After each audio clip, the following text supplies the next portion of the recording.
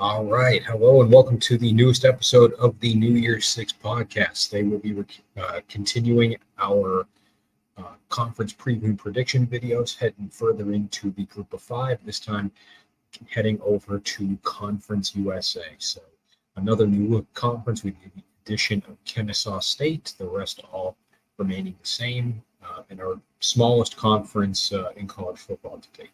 So let's get into that. From a format perspective, again, if you have not watched previous videos, we're just going to go from the bottom of the conference to the top of the conference and do a little review on each team along the way. And on offense and defense on each team, call out a player that I think is due for a breakout season, for whatever reason. So with that, let's start off with our how many are there? Is it 10 or 9? 10. Okay. With our 10th place team. So in 10th, to me, this is a team that had a great year last year, but I do not anticipate them having a marvelous sequel this year. I think things are going to go poorly, and I think they're going to go poorly fast. It's a new head coach situation. There's a lot of variables coming in and out of the program. I think they just need a year to recoup and recover. But with that, in 10th place, I'm going to go with New Mexico State. So Tony Sanchez, new head coach. Jerry Kill, unfortunately, had to step down due to health issues. Sanchez was the wide receiver coach at New Mexico State last year. They again had a fantastic year, second in CUSA, 10-win season. I just don't see that being the case this year.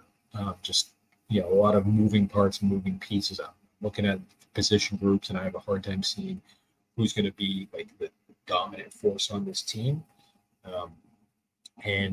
With that in mind, I think we gotta analyze where this team's really at, where they're heading. I mean, long term, I think they can be fine. It's hard to succeed at New Mexico State, regardless of who your coach is.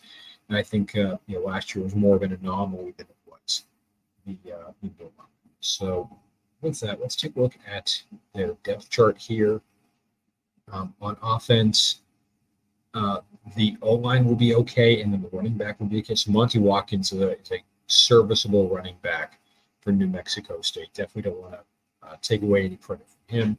And then the O-line has some good starts returning, specifically from center over to left tackle with Shiaz Pete, AJ Valpulu, and Kane and Yarrow. Those three in particular do add some depth to an offensive line that is going to be going up against some decent level competition with CUSA, especially on those D lines.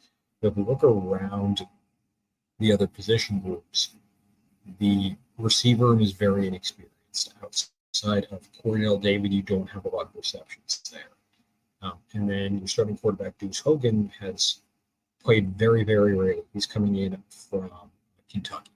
He was obviously not the starter there. Didn't win the starting job this summer. So he's over to New Mexico State to try his luck there. But a guy that just does not have a ton of experience under his belt. And on the defensive side of the ball, I honestly think things get worse, where you have a D-line that's very inexperienced. You bring in Naki Fahina from UNLV. I think that's a positive addition, but really outside of him, it's a lot of youth. It's a lot of inexperience. The linebacker room is a little bit better. You have Sone Pui. You got Buddha Paletti. I think those two are good in their own right. I don't like this whole person being empty here. Again, I don't set these depth charts. These are provided by, I think it's Our Lad, something like that. Just Google depth charts and take it from there. So that's the projection. Don't love the fact that hole is empty. And then New Mexico State's got to figure out how to fill that hole sooner rather than later. DB room, I think, is potentially even worse. You do have Dylan Early, and then you combine that with Keontae Glinton. But then the rest of that secondary is all just guys that couldn't cut it at Power 4 programs transferring in. There's not a ton of experience there, a lot of prove-it guys. The issue with that is we don't know if, we don't know what New Mexico State is explicitly getting. And we're going to find out very, very soon, if they can rise to that occasion, play up to their Power 4 level, or are they going to they're going to fall below expectations. So on the offensive side of the ball, I will take Deuce Hogan as your breakout player there.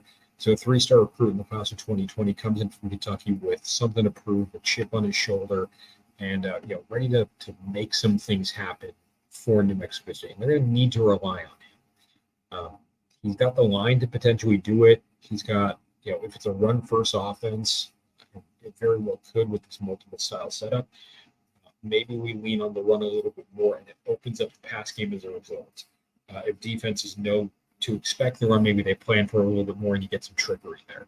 But I think Deuce Hogan steps up to that occasion and leans into that starting role. This is his last year, so it's a matter of it's his first and last year at Mexico State. So it's a matter of just making the most of it and leaving the program in a good spot once he moves on to the next stage of his football journey.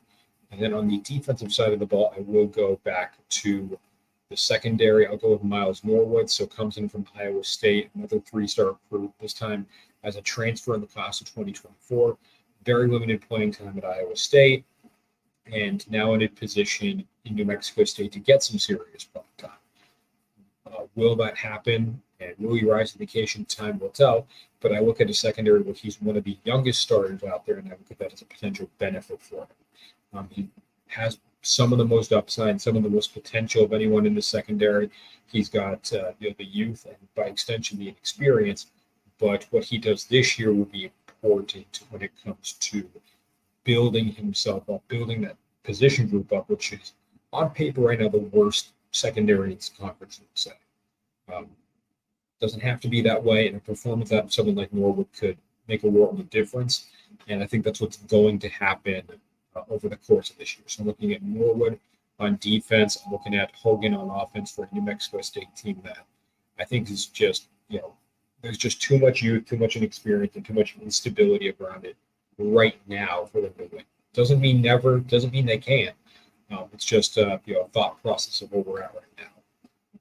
So moving on to our number 9 team in the conference, a team that made that jump from FCS to FBS last year, didn't have all that great year, and I don't anticipate things getting better immediately. It's going to take some time as well, as with quite a few of these programs. It's a very hourglass-shaped conference, right? You have the teams at the tippy top, they do well every single year. You got the teams at the bottom that are struggling every single year. MAC is kind of similar. The Americans kind of similar. A lot of the group of 5 kind of feels that way. There's a pretty clear divide from the top and the bottom, and this is just more of the same. So with that 9th place in CUSA is going to be St. Houston. So Casey Keeler brought his team up to Conference USA last year. Didn't do great, but I think that was kind of the expectation that, the James Madisons of the world are the exception, not the standard. Going 3-9 your first year, it's more likely than not. And I anticipate the team will probably be around that mark again this year. It's just it's a tough way to go about it in that transition. It's just going to take time before they get to where they need to be. So when we look at Sam Houston's depth chart, the offense actually has quite a few bright spots, but I am going to give this team credit. Receiver room looks very, very good. A lot of returning production there with Ife Adaye. He's a 10-touchdown guy, 700-yard guy. Noah Smith is a 700-yard guy. Elijah Sun is a red zone guy. Malik Phillips is a threat too. You have a receiver room that's one of the best in the conference as is. You bring in Jace Bauer at quarterback from Central Michigan.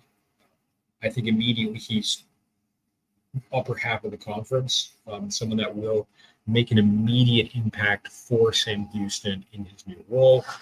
You have Jay Ducker, who comes in from Memphis.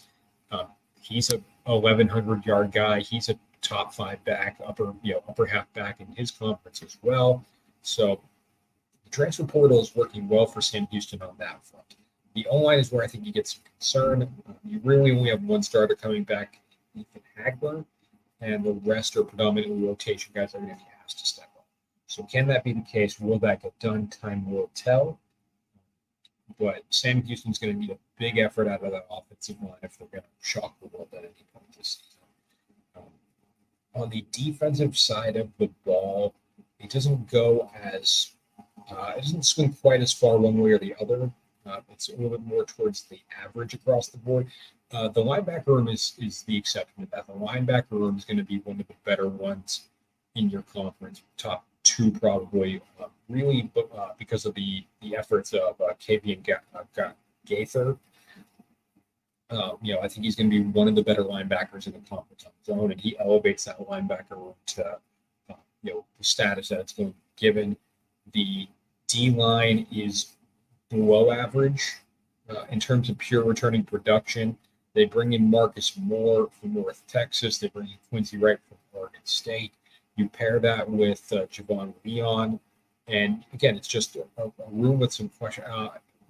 Isaiah Nixon is the big one back there. He's in that jack, edge linebacker D line role.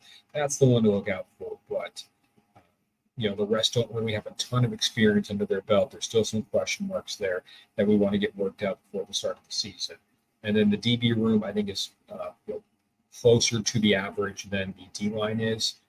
You bring in Jalen Jimerson from Liberty. You bring in Nikely Hawkins from Virginia Tech. You pair those guys up with guys like David Fisher at the corner. Caleb Weaver's a big one to look out for. It's going to be a serviceable and solid DB role. It's all set.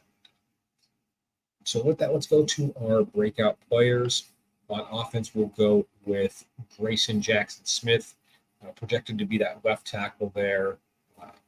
One of the guys that's been rotational over the course of time, just looking to make a step up in that starting role. One of the younger guys on that offensive line so far, and someone that needs to make an impact this year, especially knowing that he has a year of eligibility left after. So we really want to see him make the most of it and make the impact that he's looking to make. And time will tell if that ends up being the case. But I think Grayson Jackson is that that blindside left tackle that Bauer will need to stay safe to get the time he needs to let plays develop, so on and so forth. Want to see what that run blocking looks like, knowing that there is, a decent level or an upper level running back there. Time will tell how it all shakes out, but I think Jackson Smith should be the lineman that Sam Houston is looking for to anchor their team over the course of the next 2 years. And then on the defensive side of the ball, I'm going to go with Quincy Wright. So the DT they brought in from Oregon State, a 3-star recruit coming in from 2022. Didn't play a whole lot, predominantly on special teams and kickoff, kick return, so on and so forth.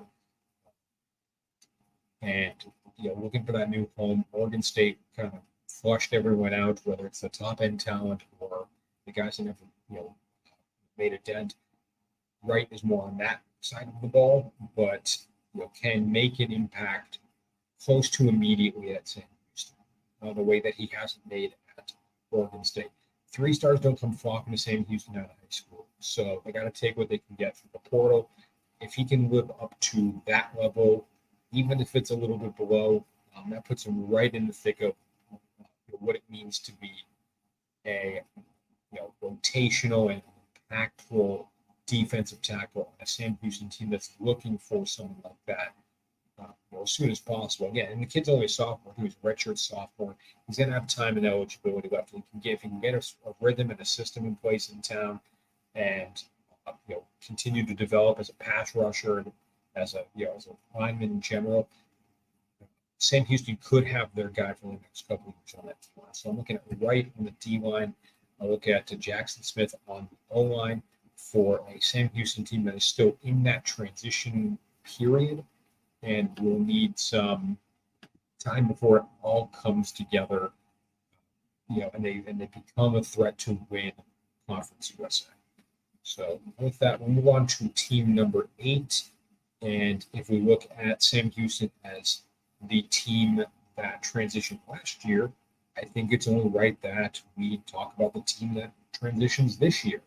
So our newest face to the FBS level, our newest team in Conference USA, that would, of course, be Kennesaw State.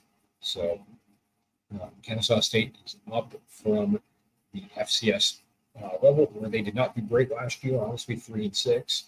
Um, I think part of that is just people getting out before the transition and everything like that. There's going to be some movement around, but I, I think Kennesaw State is going to take some time before they get themselves, like Sam Houston. It's going to take a couple of years, if not more, before they can compete within this conference. There's just too much of a talent gap between top end teams in this conference. The Western Kentuckys, the Liberties, the Middle Tennessees of the world, and Kennesaw State. So gonna be a tough year, but that first year transitioning in FBS is always tough. Any way that you look at it.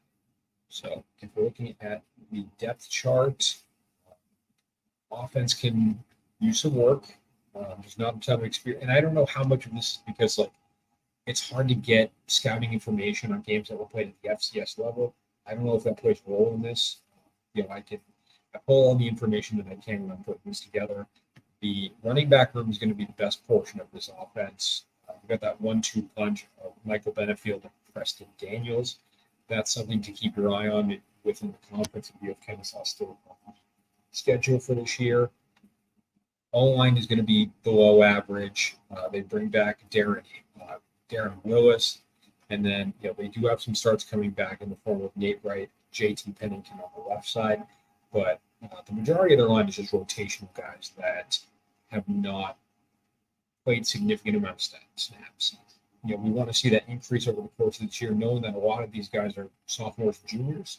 So we could go from a very inexperienced offensive line one year to a very experienced offensive line next year. I don't know what that's going to look like, but it presents that opportunity for Kennesaw State. Receiver room is missing a lot. Combined, just from the starters, including your tight end, you have about 30 completions total. You got Gabriel Benyard there. You bring in Christian Moss from Virginia Tech. That's someone to keep your eye on. Blake Bohannon. But really outside of that, it's just a lot of guys that have not played significant snaps. Same as your quarterback, Davis Bryson. His era begins in Kennesaw State. He also has no starter experience or no mop-up time experience. How will he adjust to life as a starter? We're going to find out in about 2-3 weeks. The defensive side of the ball, I think, cleans up a little bit, but still all going to be below average across the board. Your D-line consists of players like Jordan Miles and Tyler Dunlap. Those are some names to watch out for. Dunlap coming in from Georgia Tech, excuse me. You get the linebacker room. This is the most. It's still going to be below average, but this is probably your best part of the team. You bring in Donovan Westmoreland from South Carolina. Pair him with Denelius Johnson and Jalen Barnum. Had to read that one for a quick second, but get two experienced guys, and then you bring in the transfer that's looking to add to that experience over the course of this year and beyond. So keep an eye on for that room. DB room, I think, is going to be probably your worst part of this defense. You have Javen Williams back there at corner, Sidney Porter. And then if you want to get, Jerika Washington in the mix, I think that's fair. But generally speaking, it's a lot of guys that are young and a lot of freshmen and sophomores back there that have not played a whole lot. They're going to play this year, and they have to make a difference quick. So do they make a difference? How do they make a difference? We will see. But I think it's a lot easier said than done. Just go ahead, make a difference. No, it's going to take some time for everyone. In terms of the offensive breakout player in Kennesaw State, I would go with Carson Kent. Again, it's got to be someone on the passing attack. Carson Kent's their tight end. No real experience to speak on, but again, he will get that experience this year.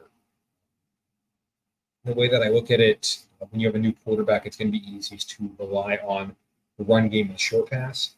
And Carson Kent, being a tight end, is going to be in the run game as a blocker or in the short pass as a 5-yard option.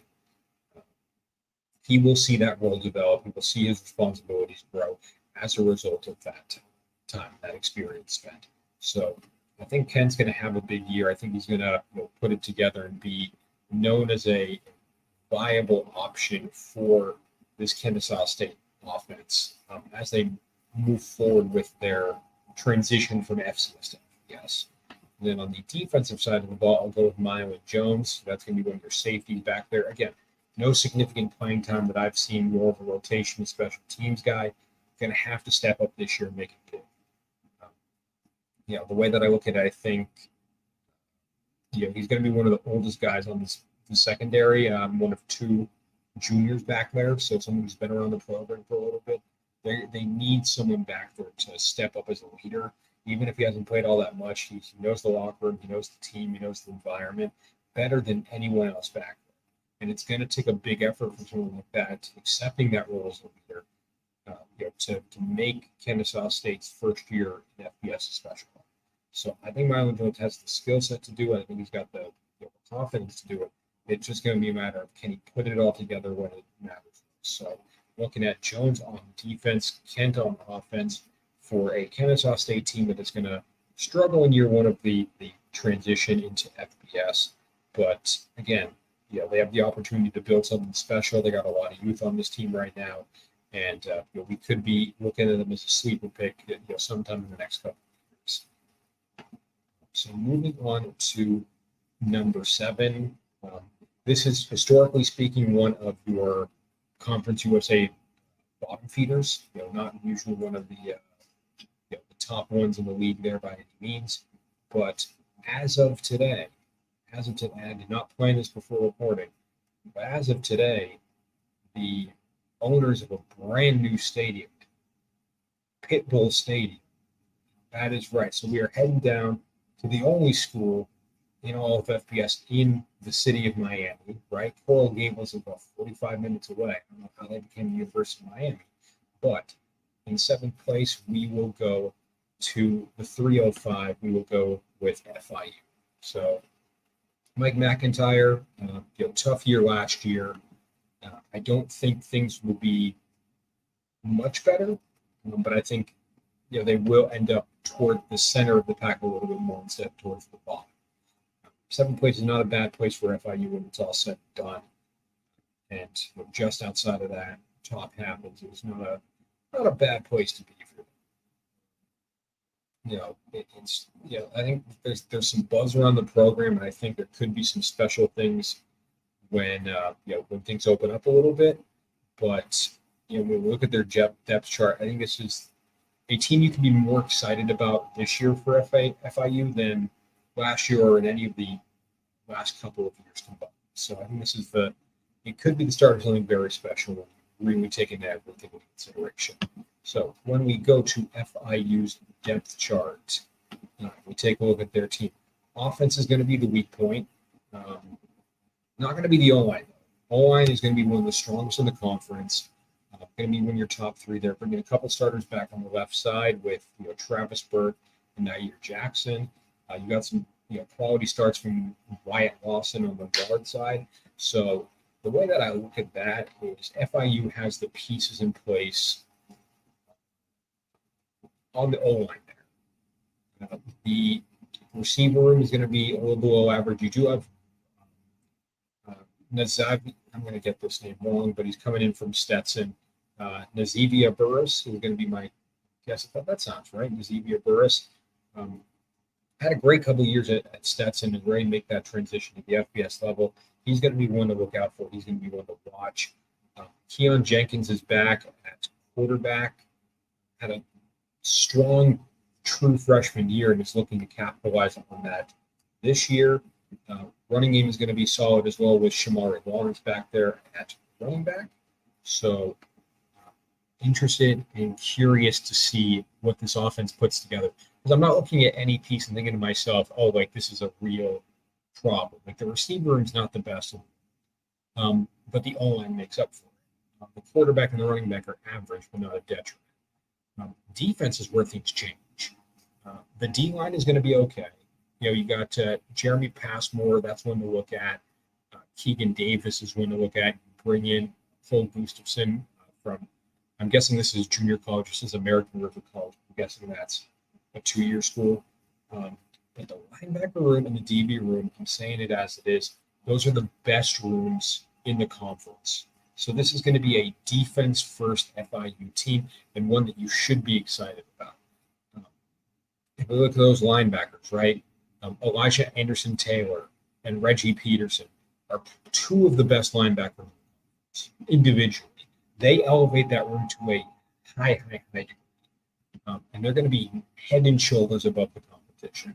If we look at the DB room, you got JoJo Evans back there at safety. Pair him with CJ Christian. Pair that with Jamal Potts at the nickel, Brian Blades at the corner, Hezekiah Masses at the other corner. Like, it's just talent after talent after talent. Any way that you look at it, it's clear to me that the back seven or so, what did they run at 3-4? Yeah, it's going to be back eight. It's going to be FIU's strong suit anywhere on the field. If you're going to beat FIU on at their defense, you're going to have to pound. You're going to have to run it down their throat because you're not going to get them through the air. You're not going to get it over the middle. You're going to have to beat them in the trenches. That's if they don't have those linebackers playing.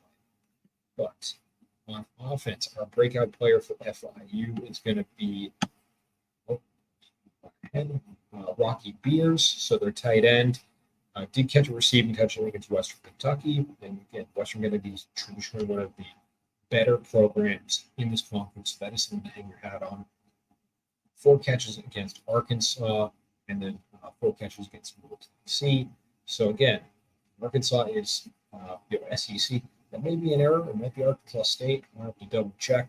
But regardless, 4 catches are 4 catches, especially if it is against Arkansas, right?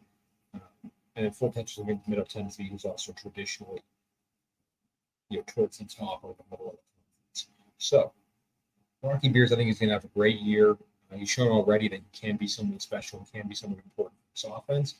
And what that ends up looking like over the course of a full season is going to be interesting. How does he lean on Jenkins? How does he pass block and run block and stuff like that? Time's going to tell, but I think he's going to do well in his role when we have everything considered. And then on the defensive side of the ball, we'll go with Phil Gustafson. Again, JUCO transfer. That's from American River College, and not a whole lot on the of information on that. I don't watch American River College football. If you do, give me some heads up. But the way that I look at it, if you can transfer from JUCO and just have an immediate starting role, Group of 5 or a Power 4 team, you've earned your spot. You've gone through the trenches and you've done what you need to done. It's projected that he's going to be that starting nose tackle with 2 years of eligibility left. I think he's going to show people why his decision to transfer is a benefit for everyone involved. I think this D-line needs force in the middle, especially with the ends being solid as is. And if they can get that additional pressure coming from a strong nose tackle, you could see an FIU team that goes above the 7th place that I have. I think could end up in the top half, could make a goal.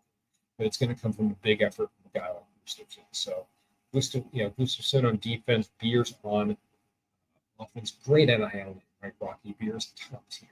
But those are the breakout players for an FIU team that should be better than last year, should make a stride or so, and should be a little more towards the center than they have been quite some time. And then let's move on to our 6th place team. So this is kind of another FIU situation, right, where it's a team that struggled last year big time and is ready to make a big step in 2024. Head coach coming back with some experience. There's some position groups to be excited about. There's some to be concerned about. But let's go in 6th place with Louisiana Tech. So Sonny Cumbie is back. Struggled big time last year, but the future I think is potentially bright this year. Came in 6th last year with a 3-9 record. I think if they're in 6th this year, it's going to be with better than the 3-9 record. It's going to be around that bowl eligibility mark. So keep your eye on Louisiana Tech. I think we've got some fun things ahead for everyone, but I think it's going to be an enjoyable season down there that puts them right in the thick of the conference. If we look at the depth chart of this team, start with the O-line, solid. You got some returning starters, Burt Hale and Jaron Gilbert. Those are the only two coming back from the actual school itself. The other three on the O-line are coming from new schools. You bring in Daniel Keys from Stephen at Boston. You bring in Zarian McGill from ULM. You bring in Ashanti Cole from Grambling State. All predominantly, from what I've understood, rotational guys that are looking to start at at a Group of 5 program and are going to get their chance this year at Louisiana Tech. The receiver room is going to be one of the better ones in the conference, led heavily by our transfer from Bowling Green, Abdul Fattah Ibrahim. I think I said that one right in one go. You have a red zone threat at tight end with Nate Jones. You have True Edwards is back with some experience under his belt. You have one of the younger guys in the receiver room, and I just got to give him a shout out because he has the greatest NIL name of all time, the coldest Crawford, the coldest to ever do it. He's now at Louisiana, or he came last year. Hasn't got a ton of playing time, but expected to have more of a substantial role in the offense this year. At quarterback, Jack Turner does not have a ton of experience under his belt. I'm sure he wants to build up after last year. And then you bring in Denario Davenport from Texas State. He also does not have a ton of experience. Definitely wants to make the most of this season as the number one guy from Louisiana Tech. On the defensive side of the ball, D-line's looking good. Zion Nasson is one of those guys to look out for, as is Michael Clark. Those two alone really elevate this D-line into top 3 status. Linebacker room is going to need some help because you have Zach Zemos back there who's coming back. He's more than a serviceable back in his own right, but you want to see some pieces around him come together. You want to see some guys open up the playbook a little bit more. It can't be just him as that field general for this Louisiana Tech defense. DB room is going to be average, below average. You got a couple of interesting players with Michael Richard at safety and Cedric Woods at corner, but the rest are inexperienced guys. It's a young secondary. And that's a gift and a curse when it's all said and done. A lot of sophomores back there that are going to need to step up big this year. We just haven't seen what that's looked like so far. So with that, the breakout player I have on offense for Louisiana Tech is going to be Denario Davenport coming in from Texas State. I want to highlight that game against Georgia Southern that he had last year. A 75-yard performance as well as a rushing touchdown. That's what you got to see. And I know, Georgia Southern is not a slouch program in Sunday. So if you can run for 75 and a touchdown against Georgia Southern, you can run for 75 and a touchdown against FIU. You can run against Middle Tennessee, against Western Kentucky. It's not that much of a difference. So, if you've shown it once, it means that you can replicate, right? If you've done something once, it gives you the chance to do it again. Davenport will have those opportunities with Louisiana Tech this year, especially as he likely becomes the feature back for this team this year. And then on the defensive side of the ball, let's go with Kobe Fields, linebacker, who again hasn't had a ton of playing time. 3-star recruitment class of 2021. Those don't come by Louisiana Tech all that often, whether it's by high school or by transfer portal. Fields was via transfer portal. I don't know where, but this would have been, not this year.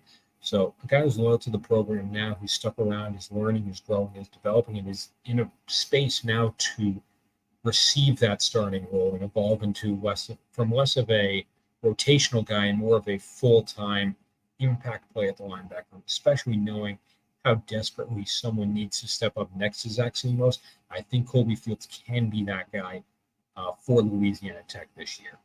So Fields on defense, Davenport on offense for the Louisiana Tech team that bounces back and overcomes some obstacles that they've had over the last couple of years, I think this is the year that it finally breaks through for Coach Cummey there. In fifth place, we're following a trend, right, of just teams that had a lousy 2023 and are in a spot right now to, get that, get that revenge or get that build back that they want so badly. And I think this is the case. It's a new head coach. It's a new, new set of kids. A lot of the transfer portal being used over here, and I think it's going to pay off for this team this year. So, in fifth place, as we start our second half of this conference, we'll go with UTEP. So, the Scotty Walden era begins in El Paso. He's coming from Austin Peay, where he's done some good work down there. UTEP struggled last year. On a personal, as I predicted they did. If you go to last year's video, there's a comment that says, "Oh, you have UTEP predicted to come in last. I can't take this video seriously." It's the only dislike I've ever gotten. And 3-9, good, good job, buddy. So I got nothing against the team. Don't get me wrong. And I do anticipate that the right coaching hire results in a bounce back when all things are considered. So I think Scotty Walden is the guy. I think it was a good hire for UTEP, and I'm interested to see what he's able to accomplish in year one. I think on its face, UTEP could be back to bowl eligibility. So let's take a look at what UTEP looks like from a roster perspective. A lot of transfer portal use as expected when you have a new head coach, but what they've really done is built the depth of this team from top to bottom. I'm not looking at one position group on this team thinking to myself, that's going to be a problem, right? I think you ended up with a top 5 O-line when it's all said and done. You bring in 2 starters from Austin Peay, Brennan Smith on the right tackle, Isaiah Wright on the left tackle.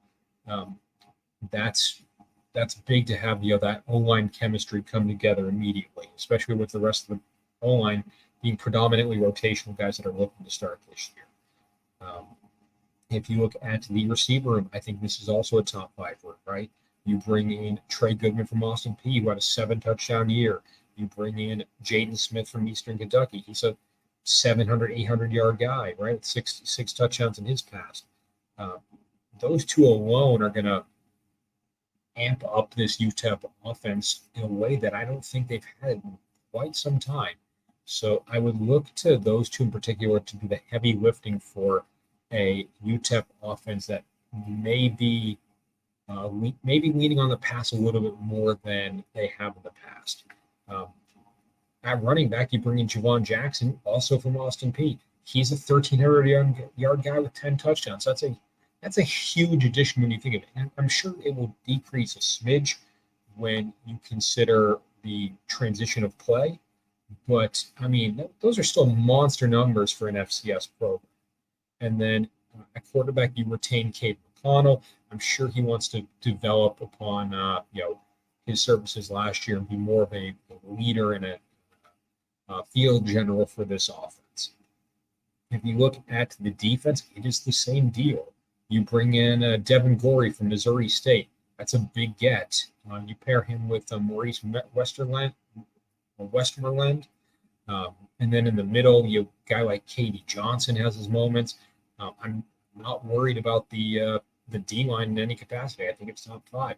I think the linebacker by the transfer portal is going to be top 5. Dorian Hopkins comes in from Tulsa. Trey Dunson comes in from Gardner-Webb. 2 big additions in that position, especially when you compare it to the rest of the teams. And then the DB group is the best one on this defense. It's going to be top 2 in the conference probably when it's all said and done. Corey Chapman comes in again from Austin Peay as an impact player. You pair him with A.J. Odoms, Josiah Allen. There's a lot of talent to be had back there. A lot of key pieces that are coming together for UTEP. Really curious what happens for everyone involved, but UTEP is putting the pieces together to be successful, and I think they're doing it fairly quietly. I haven't looked at the CUSA prediction list or the media prediction yet, but I'm very curious where UTEP ends up. I don't expect them towards the top, but they should bounce back from a tough year last year with the right coach and the right players.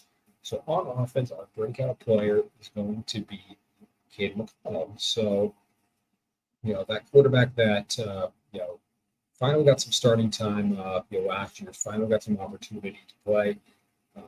Had a great game against Middle Tennessee, 364 yards passing, 2 touchdowns. Then he threw an 80-yard pass over FIU. I think we have set pass. So let's take a look at McConnell as a passer. So he just drops back, sits, receiver beats the DB, and then he is gone. So yeah, it's just the simple, pitch and catch between a receiver and a quarterback that are completely in sync. If McConnell can do that week in and week out, I didn't see which receiver he threw it to. I don't know if it's one of the ones on the roster now, if it's someone who's graduated and moved on. But if that's the case, McConnell has that chemistry, he has that touch, he has that confidence and that poise in the pocket. Just again, that's it's one throw, teeny tiny sample size. But if that can happen two to three times a game, where you just sit back, calm, find the open man for a big gain, UTEP's going to be winning some games. So I think McConnell's going to be your guy to do that. If you are UTEP, you should be excited and looking forward to seeing him start over the course of this year. And then on defense, we'll go with Trey Dunson. So talked with him a little bit. Comes in from Gardner-Webb. 5-tackle performance against ECU. I know it was a bad ECU team last year, but it's something that we can really take a look at and say if you can do 5 tackles against TCU, you can do ECU. If you had 5 tackles against TCU, that's a different story. If you had 5 tackles against ECU, you can get 5 tackles against FIU. You can get 5 tackles against Louisiana Tech. Whoever's on their schedule for this year, 5 is 5 is 5. And, I think Dunson can be that guy to step up. He's got the pieces around him. There's the seniority on this defense, especially more towards the front. So UTEP is very top-heavy from an experience standpoint. I think it works out well for this year, and I think Dunson benefits from that as a linebacker as he continues to learn and to grow and to make an impact on this team in his last year of eligibility as well. So with that, we move on to 4th place. And we're just going to follow the trend of a team that struggled last year, that has a new head coach, and is going to bounce back in a big way. This is a hire that I really, really like. And when you compare it with, you pair it with, some position groups that are impactful and make sense in the long run, I think you're going to see the beginning of something special for this program. So in 4th place, we head down to Murfreesboro, Tennessee. We'll go with Middle Tennessee. So Derek Mason is in as the new head coach. Didn't coach anywhere last year, but his last role would have been Oklahoma State defensive coordinator. He used to coach at Vanderbilt. He was their head coach for a while. That's the revolving door. No one can stick there.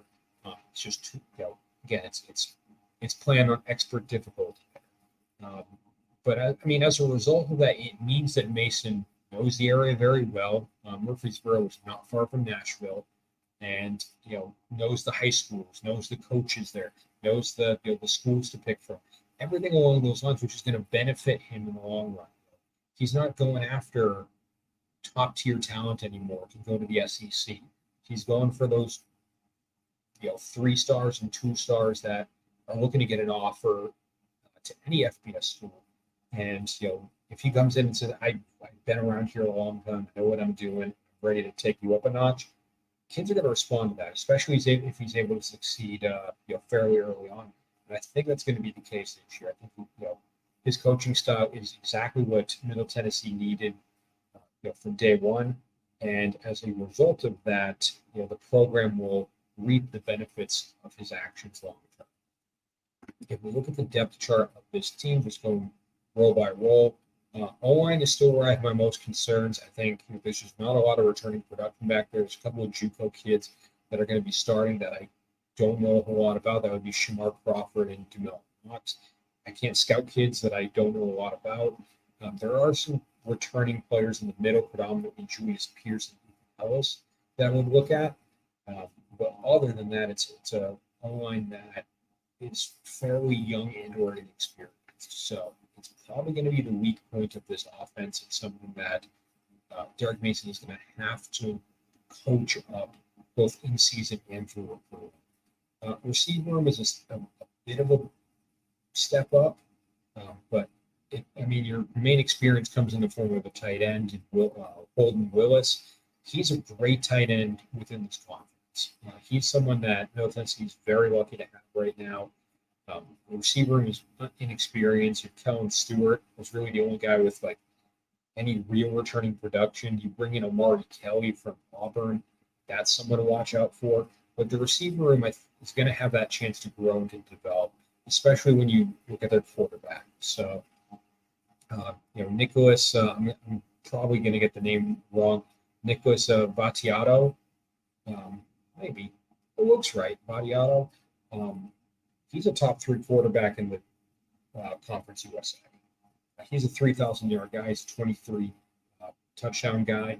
I'm sure he's looking to eclipse those numbers. He's only a redshirt junior. He's got a year of eligibility after this as well. And you pair that with Frank Peasant, and you have a guy that's trying to hit the 10 touchdown mark this year. I'm sure he's going to want to go for 1,000 yards this year. This is his last year of eligibility and wants to make the most of it. So the quarterback position is in a good spot. The running back position is in a good spot. If the receivers and the O-line can step up, then the Middle Tennessee offense is going to be firing on all cylinders. Kind of similar on the defensive side of the ball. The D-line is suspect, but the other portions are above average and can take Middle Tennessee deep if they want to. If you look at the D-line, you got James Stewart, and that might be about it. It's a lot of new guys. They bring in Felix Hickson from South Carolina, but the rest are just young rotational guys that are looking to find a spot. Can they do it? Can they be someone who steps up? Maybe it's someone we're not looking at right now that ends up winning a starting spot in fall camp and blows everyone away. The linebacker room is more than solid. Definitely, in the upper half of the conference. Parker Hughes is a great linebacker, as is Devin Curtis, as is Drew Francis. I am not worried about Middle Tennessee on that part of their team specifically. The linebackers are looking all right. There's playmakers. There's guys who can play and run, play and pass. So I'm not concerned about the team from those optics, and I'm not concerned about the DB room either. They bring in Brendan Harris from Wake Forest. That's a huge pickup. He's been an impact player over there for quite some time, and that's a big pull by Derek Mason. You combine him with Tyrell Rabi, with Jalen Jackson. There's playmakers back there. Diari McDonald with the nickelback.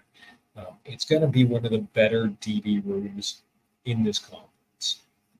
So when it's all said and done, it's a defense that should be compact. It's an offense that has some bright spots. And, I know this is the upper part of like the middle of the pack. Middle Tennessee, I think it's going to, they're going to cook in year one.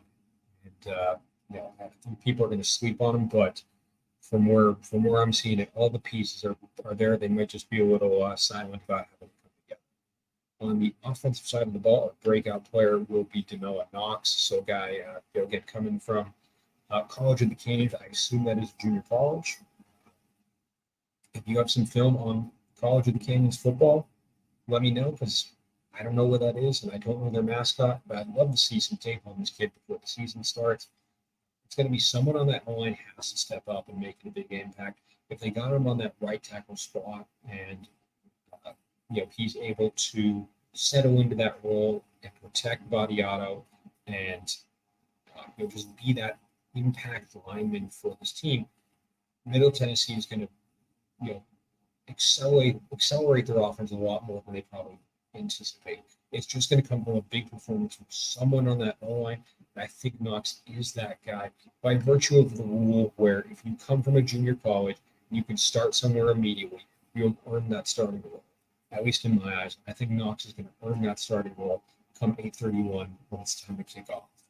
On the defensive side of the ball, I'll go with Felix Hickson. So again, coming in from South Carolina, 3-star recruit in the class of 2022. Those do not grow on trees in Conference USA. And regardless of how you get them, regardless if it's through the transfer portal or through high school, a 3-star is a 3-star. They just got to live up to that. If Hickson is able to live up to SEC caliber 3-star level, I don't have his ranking within that year, but I imagine if he was playing at South Carolina, he's probably a high 3.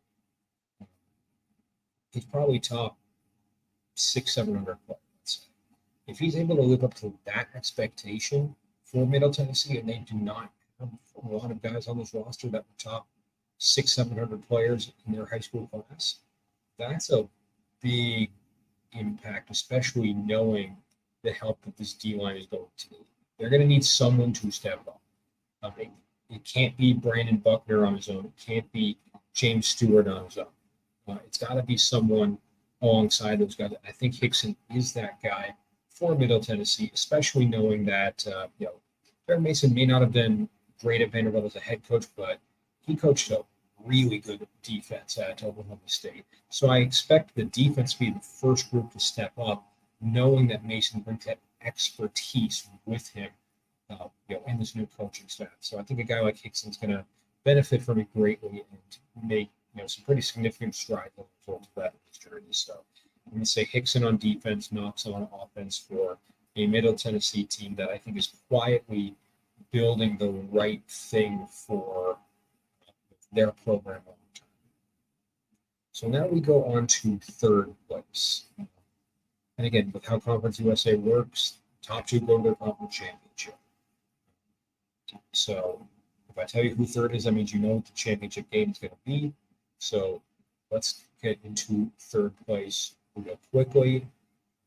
One of your traditional stronger teams in the conference, someone that's historically been one of the top 2 or 3 teams when it's all said and done. Anticipate them continuing to be a top 2 or 3 team when it's all said and done. One of the best offensive attacks that you'll see in all of college football, and someone I think is just right on the outside of looking in when it comes to their conference championship. So in third place, we'll go Western Kentucky. That then leaves a conference championship of Jacksonville State versus Louisville. So get to them in a little bit. We'll start with Western Kentucky first. Tyson Helton's back. Great offense as always. It's a 40, 45 point a game team. If the defense can come alive in their own right, Western Kentucky will be back to there. I just have them being just shy of that opportunity. Again, 4th place last year. I got them 3rd place this year. Right in the thick of it. Right on the outside looking in. But just keep alive. I think Western Kentucky could do some good things this year. Maybe they shock a team or 2 on their way to more than respectable years. They continue to drive that program momentum. So if we look at the depth chart, so starting on offense, which is what Western Kentucky is known for so much, good production returning on the line. You got both your guards coming back with Quintavious Leslie, Wesley Horton. So big opportunities there. You bring in Stacey Wilkins from ULM. You have a rotational / starter guy in Marshall Jackson on the left tackle. He's back there. So the O-line should be above average. It should be one of the top half ones in this conference. Receiver room is obviously going to be. You bring in Keyshawn Johnson from Alabama State. That's a big get. Combine that with Michael Matheson, with Dalvin Smith and Easton Messer, and even River Helms at the tight end. There's so many options to pick from if you are Western Kentucky's quarterback. You're going to have your choice of many or choice of all when it's all said and done, because they can't all be covered. You don't got 8 arms when you're a DB. You can only pick 1 or 2 to get your ball up there for. So someone will be open. It's such a pass-heavy offense. Someone will get it done. Speaking of that quarterback, you bring in TJ Finley from Texas State. I love this addition. Um, I love this pickup a lot. Um, Finley had a great year at one point in his collegiate career, and I think he'll thrive in Western Kentucky's pass-first offense.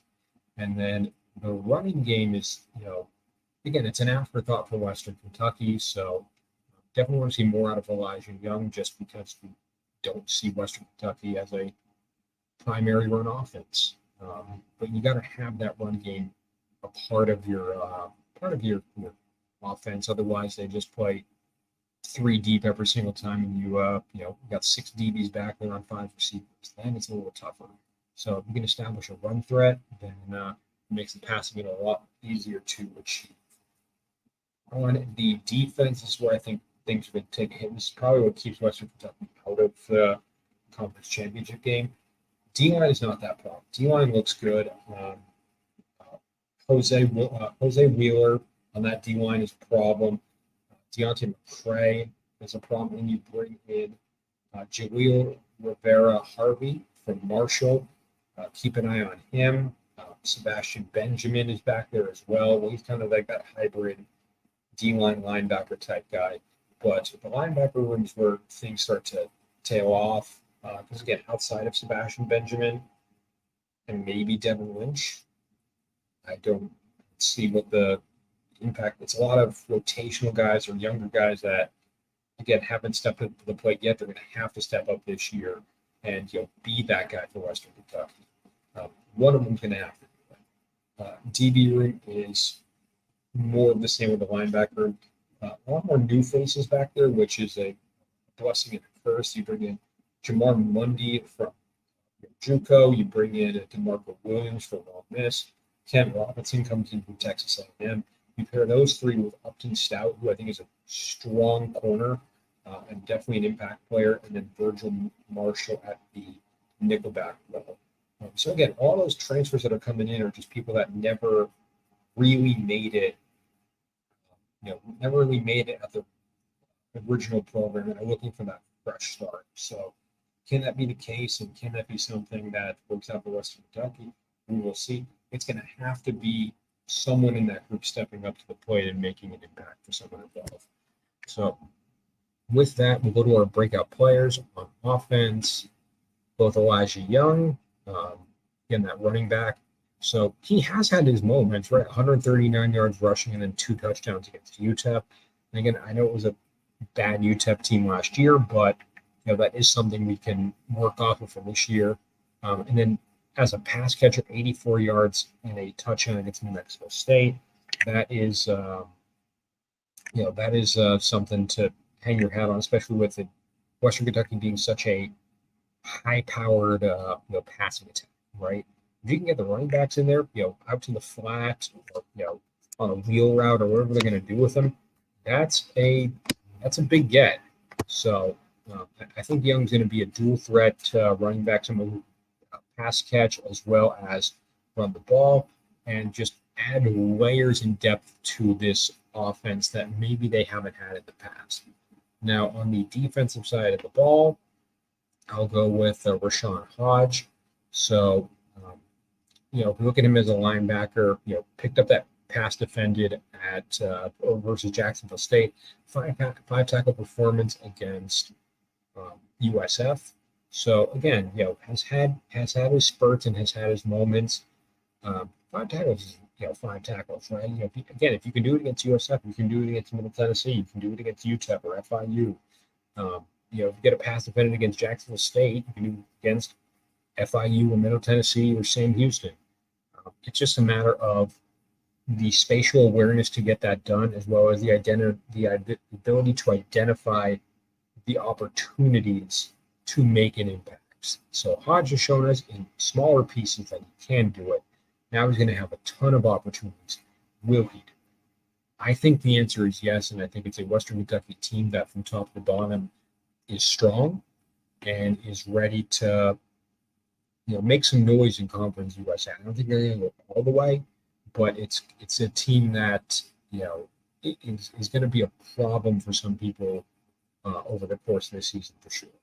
So that takes us to our top two. We've already revealed. I'll go with Jacksonville State first. So, just outside just outside looking in last time, I do think Rich Rod takes his team over the edge this time and does get them to that conference championship game. I think it's a deep team from top to bottom. There's a lot of skill out there in just about every single position. And, as a result of that, you'll see why Jacksonville State, put their trust in the right head coach. I know there's a lot of, Michigan fans out there that are screaming at that thought, but, Rich Rod is the right guy for the job at Jacksonville State. He's doing a great job down there. And, I think this is their year they get to that conference championship game.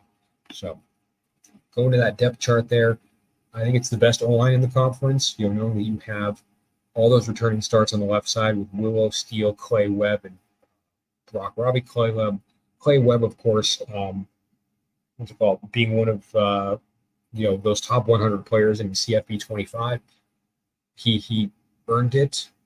He's one of the best O-linemen in the country, and definitely going to be a value add on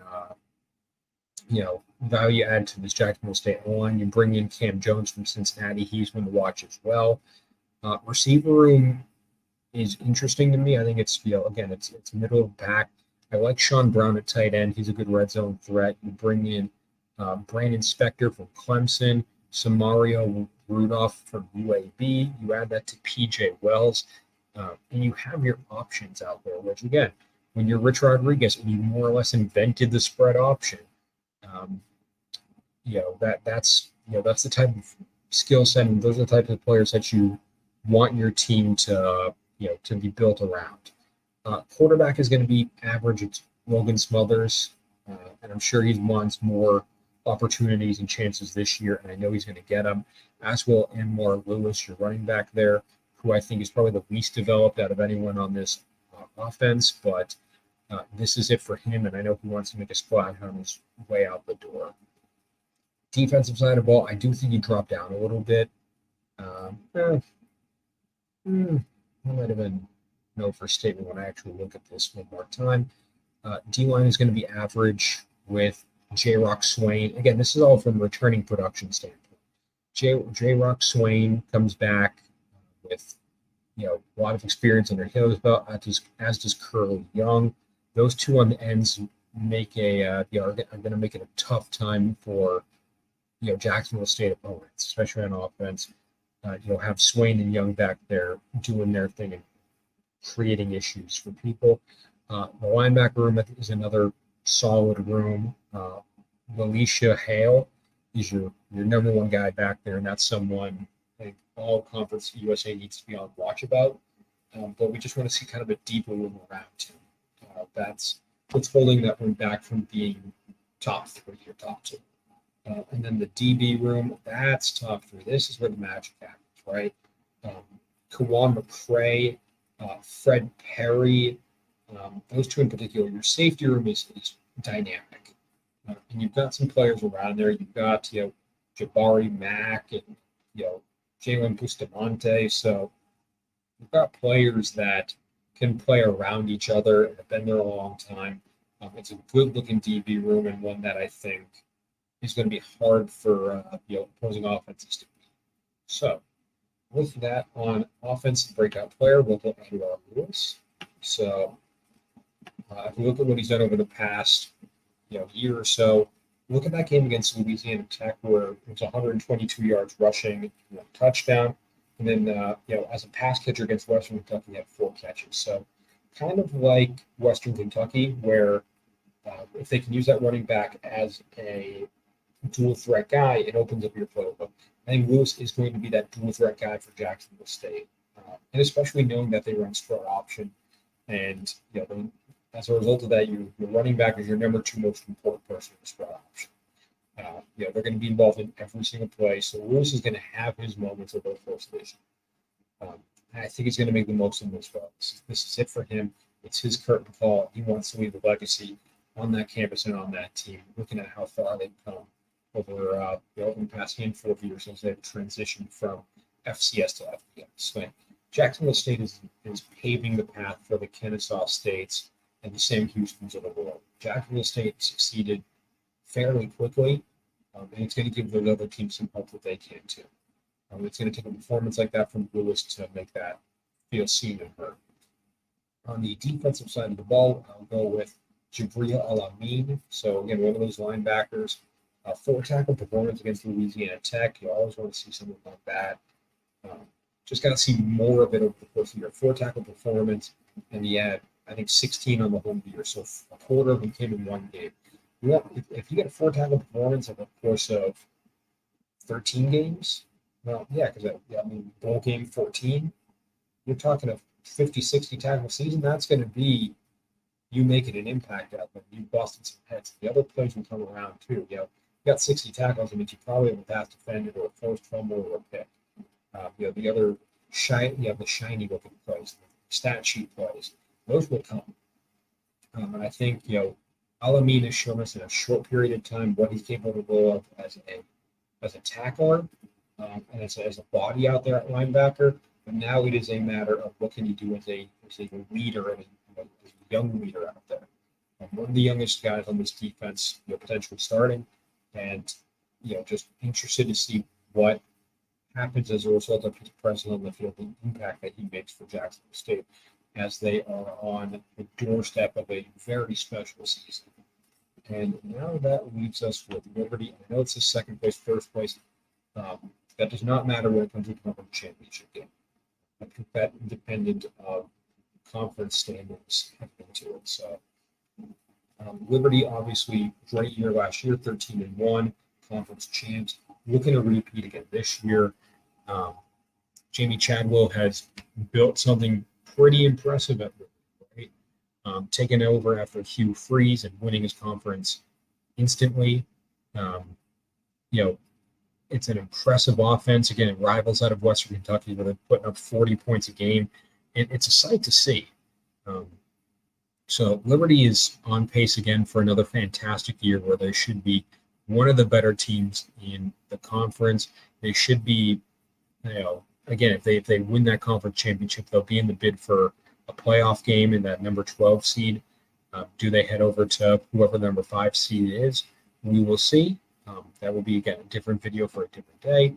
But Chadwell and co. are in a great spot for this upcoming year. So let's look at the depth chart real quick. You got one of the best O-lines in the conference. You bring a lot of starts back when it comes to Jordan White, Xavier Gray. You bring in from Louisville, John Paul Flores. And then just a lot of rotational guys like Jack Tucker, who has played significant snaps but never really started. Those will come. And as a result of that, the O-line will be one of the best in this conference. I don't think they'll be the best. I think it's just on the outside looking in, but it is an O-line that is going to attack D lines with relentless effort. Receiver, I think, is going to be okay. I think this is going to be the weakest part of the offense.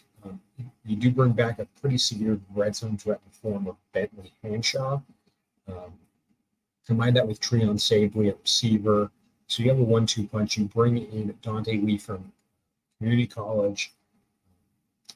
Let's see what that, or at least lower division, right? I don't know what Shaw is. That's just what it's listed as. So keep an eye out for that. Keep that in the back of your mind as we move forward. But obviously, it's the best quarterback in the conference, Kaden Salter. No concerns there. Kaden Salter is going to end up as probably one of the better quarterbacks in the country when it's all said and done. Just a little kid that never left his program. I'm sure he's going to get Power 4 offers at the end of the season if he's not declaring for the draft. And then your running back duo is the best 1-2 punch in the conference with Quentin Cooley and Billy Lucas. Each one of them individually could be a premier starter at a program. You got both of them in the same room. It just opens up Liberty's offense at an alarming rate. And then if you look at the defense, it's the best D-line in the conference. You take into consideration CJ Bazile. That's a guy to worry about. TJ Bush and Bryce Dixon, Chris Body back there. It's a lot of guys that know how to get behind the line of scrimmage and get to the running back and get to the quarterback, and they're going to make that pressure happen early this year and often. Linebacker room is going to be top 3. You bring in Taylor Jackson from ECU, great addition. Jerome Jolly returns. That's one of your better linebackers in the conference. That 1-2 punch in a 4-2-5 defense. The better you are, the more options you have on defense to pick up on what the offense is called. So I think those two in particular are due for huge years together. And again, this is their last year as at Liberty, and I'm sure they want to go out a conference champion again. DB room, I think, is going to be right in the middle of the conference. That's not a bad place to be. You bring in Eldrick Griffin from this 100% from JUCO. You pair him with Brian Green at safety, Amari Williams, Quentin Reese back there. There's a lot of talented players on this defense, regardless of what position group you're looking at. And it's hard to ask for a breakout star, so to speak, because it feels like every position group is deep and talented. And I don't feel this way about a lot of other Group of 5 schools. Liberty can compete right now. And it's going to be interesting to see, can they step up to the plate and, repeat the cycle that they started last year. They went 13-1 last year. Can they go 13-1 or more this year? Time's going to tell. So with that, on the offense, breakout player will be Dante Lee. So again, this is your transfer. Shaw, three-star JUCO recruit, which is exactly what you want to see for Liberty. Again, just going off the theory, if you transfer from JUCO, you can start immediately, regardless of where you go. It means you earned your spot. So I think Lee is ready for that spotlight. Again, younger guys starting up and looking to answer the call. I don't think he starts in an offense as high powered as this. He's not prepared. So I'm looking at Dante Lee as that guy for Liberty to add to their receiving room that right now is a little bit more average. But if Lee has a huge year, Liberty might not be stopped, at least at the Group of 5 level. On the defensive side of the ball, we'll stick with the transfer portal. We'll go with Eldrick Griffin, coming in from Tyler Junior College, 3-star recruit, also in the class of 24. So Liberty's using the JUCO transfer portal very wisely, finding positions of need and identifying guys that are ready to answer the call.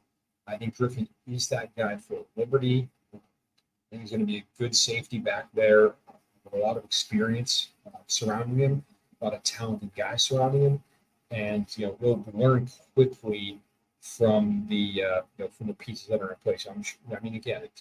You go from JUCO to Liberty, huge facilities upgrade, huge coaching upgrade, everything like that. And again, if you go from JUCO to a Group of 5 school, Power 4 school, you've earned your starting spot. Griffin is on that spreadsheet. Is on that starting spreadsheet for a reason. And is ready to make an impact for a reason. Time will tell when we see what that reason is, but I'm confident he's going to be the guy for Liberty this year. So with that, take you to our recap here. Again, some of this is loose. Some of this is like you want to flip Team A with B. I'm not going to bite your head off about it. Some of these are coin flip, so to speak. I think with CUSA compared to other conferences, these are a little bit more finite. But to recap again, New Mexico State 10th, Sam Houston 9th, Kennesaw State 8th, Florida International or FIU, that would be 7th, Louisiana Tech 6th. All of those, I think, are locked in stone. The next 3 you can flip-flop. UTEP 5th, Middle Tennessee 4th, Western Kentucky 3rd. Any of those can be flipped around. You want UTEP at 3rd? Go for it. You want Middle Tennessee at 3rd? Go for it. You want Western at 5th? And go for it. And then our top 2, Jacksonville State 2, Liberty. So that does bring us to our championship prediction. So does Liberty repeat, or does Jacksonville State, play the spoiler role, make the most of their opportunity, and climb the mountaintop? So with that, my championship pick for the 2024 season for Conference USA is, we're going Liberty. I mean, it's no disrespect to Jacksonville State or anyone else in this conference, but Liberty is head and shoulders above the majority of Group of Five right now. They got the right pieces in place. It's not going to last forever, I promise you that. All dynasties rise and fall, but Liberty is doing some special work, especially knowing that it's year 2 over there with Chadwell. If Chadwell gets picked up at the end of this year, don't be surprised. He's going to hear his name called by a couple of Power Four schools. I imagine there's going to be some openings somewhere. So that concludes this week's episode of the New Year's Six podcast. What are your thoughts on Conference USA? Where am I right? Where am I wrong? Who do you think is going to do well? Who do you think is going to struggle? Comment below, like, subscribe, everything like that. Tune in next time as we cover MAC. Another exciting Group of Five conference that has a lot to prove this year. So thanks for tuning in. We are about 2.5 weeks away from kickoff there. So I got Mountain West, MAC, Mountain West, Sun Belt, Independent / Pac-2 or Pac-12. And we're there. So there'll be a couple more videos heading out over the next couple of weeks. Really looking forward to starting the season out with you all. And get more in depth as we see everything come together with those teams in week 0. So thank you all for tuning in. Tune in next time. And thanks for everything.